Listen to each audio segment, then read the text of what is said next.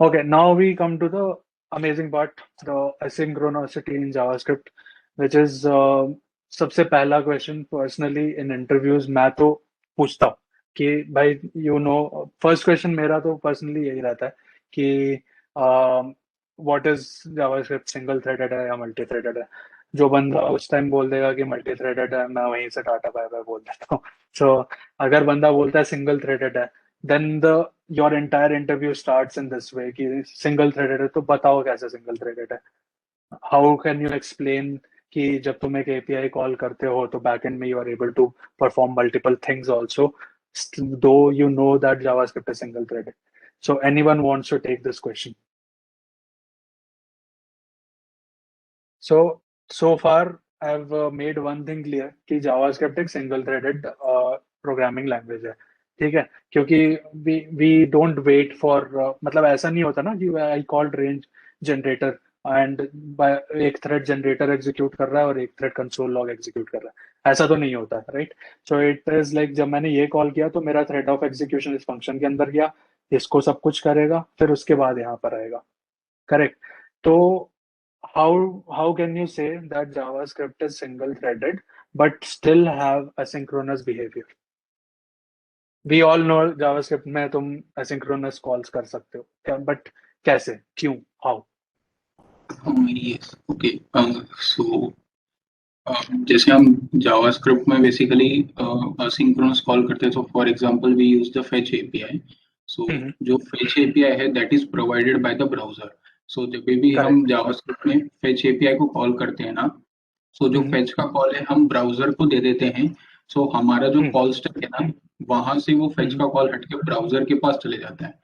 और JavaScript correct. क्या करता है कि नेक्स्ट स्टेटमेंट जो भी है फेच के बाद में वो एग्जीक्यूट करना स्टार्ट कर देता है। और in the mean time browser का जो थ्रेड है ना, browser can span multiple threads.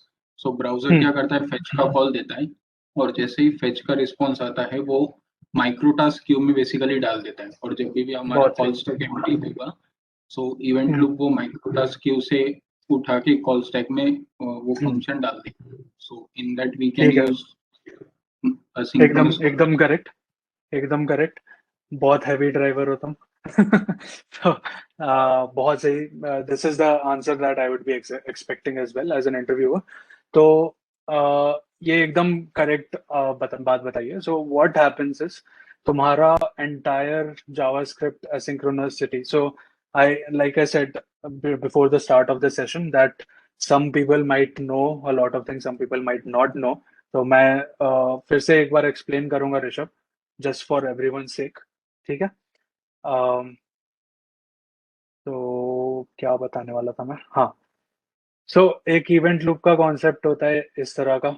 सो जब whenever someone asks you कि जावास्क्रिप्ट में असिंक्रोनस बिहेवियर कहाँ से आता है, तो that time you will say कि इवेंट लूप के थ्रू होता है। अब obviously the next question the interviewer will ask you कि explain me what is event loop. So it is something like this. So whenever someone asks you what is an event loop, you have to imagine these three boxes। एक तुम्हारा call stack है, एक callback Q है, और एक web API है। ठीक है। सो Rishabh, you might be getting one correction. You might want to correct me in this, but I'll get to that. I know that you know about it, but ठीक है, I'll get to that. But let me build up this entire question in such a way that it seems like an interview environment, right? So interview में तुम्हें यही पूछा जाएगा, बताओ मेरे को कि भाई event loop क्या है। तो event loop में क्या होता है कि जो तुम्हारा call stack है, so initially I talked about the call stack. How does the call stack actually works? So whatever the declarations that you do, और जब तुम function को call करते हो, तो it goes into the call stack. It keeps the stack keeps piling up, and जब and the topmost element in the stack indicates where my current thread of execution is. Okay, so let's write a simple code and try. I'll just explain from here. Hmm. अम, क्या नाम दें इसको, ये sink.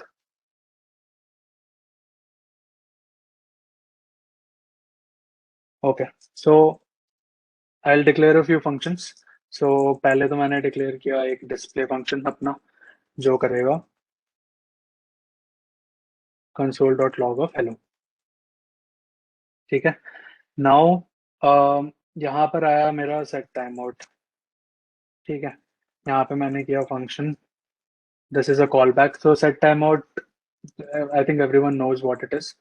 एक callback यहाँ पे डाला, यहाँ पे किया hello from set timeout, and then I go for console.log, let's call it,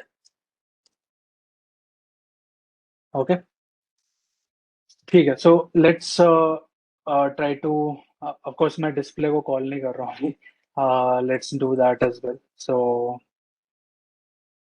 यहाँ पे मैं डिस्प्ले क्लियर एक नीचे कर देते हैं। ठीक है, सो लेट्स से तुम्हारे पास इस तरह का कोड दिया गया है, एंड समवन आस्क्स यू कि भाई tell me the what will be the output of this. So एक बंदा जब कोई देखता है generally, so I have personally seen lot of people messing up this, even 2 to 3 years experience people sometimes mess up this.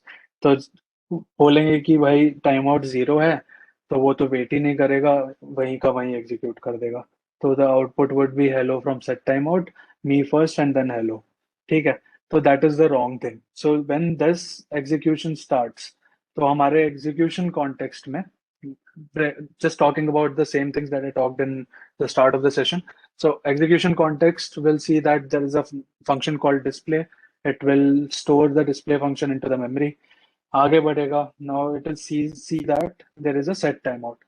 Now JavaScript as a language, उसको पता नहीं है what set timeout is, okay? तो वो क्या करता है, set timeout को it will forward it to the web API।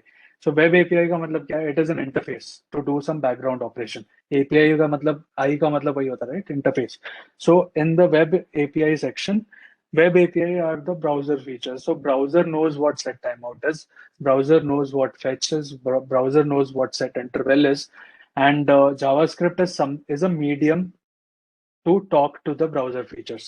Okay, तो JavaScript में मैं set timeout कॉल कर रहा हूँ, तो it is essentially saying कि भाई मेरे को पता नहीं है set timeout क्या है, but इसको पता है। तो वो क्या करेगा, कॉल स्टैक में as soon as it sees there is a set timeout, it will पहले तो set timeout कॉल स्टैक में आएगा, देखेगा it is a set timeout, तो उसको वेब एपीआई में मूव कर देगा। ठीक है, नाउ अब कॉल स्टैक फिर से एम्प्टी हो गया, correct. So now set time out से यहाँ से वो इधर यहाँ मतलब कॉल स्टैक से वो वेब एपीआई में चला गया, और वेब एपीआई को अब पता है कि सेट टाइम आउट के साथ क्या करना है, तो it will wait for the timeout to complete. यहाँ पे in this case it is 0। तो वेब एपीआई का नेक्स्ट जॉब क्या होता है, वो यहाँ से डायरेक्टली कॉल स्टैक में कभी भी डेटा नहीं डालेगा। ठीक है, सो जो ये जो कॉल बैक फंक्शन है, दो इट इज 0, वो ये क्या करेगा, इसको, ये जो कॉल बैक फंक्शन है इसको उठा के कॉल बैक क्यू में डालेगा, बोलेगा it is ready for execution. ठीक है, and the job of event loop is to check कि कॉल स्टैक एम्प्टी है कि नहीं है। ठीक है, सो कॉल्स इवेंट लूप क्या करेगा, it will have a condition, it will just check कि कॉल स्टैक एम्प्टी, बोलेगा नहीं, तो callback queue is not, मतलब क्यू में जो भी डेटा है it is not yet ready to go into the call stack. जब तक कॉल स्टैक एम्प्टी नहीं होता, कॉल बैक क्यू का डेटा कभी भी कॉल स्टैक के अंदर नहीं जाएगा। तो क्या है, इवन इफ इट इज 0, और मतलब 0 इज द लीस्ट एनीवे, सो अगर 0 भी है तो वो कॉल स्टैक में आके वेट करेगा। ठीक है, so it will come and wait in the call stack। Let's say I declare another function। ठीक है, so function block for 3 seconds। okay, ऐसा कुछ है नहीं, but just understand कि, just imagine कि I have written some code here which will block the thread for 3 seconds। ठीक है, ऐसा कुछ होता नहीं है, I am just writing something। ठीक है, block for 3 seconds, एंड यहाँ पर हम उसको कॉल कर देते हैं। ठीक है, सो अब क्या हो रहा है कि block for 3 seconds, now set timeout 0 milliseconds के बाद it is ready for execution, and it is waiting inside my callback queue. ठीक है, वो वेट कर रहा है कि मेरा मौका कब आएगा एग्जीक्यूट होने का, वो यहाँ पे बैठ के वेट कर रहा है। फिर मेरा नेक्स्ट स्टेटमेंट जावास्क्रिप्ट जाएगा अपने अगले स्टेटमेंट में, ब्लॉक फॉर 3 सेकेंड्स।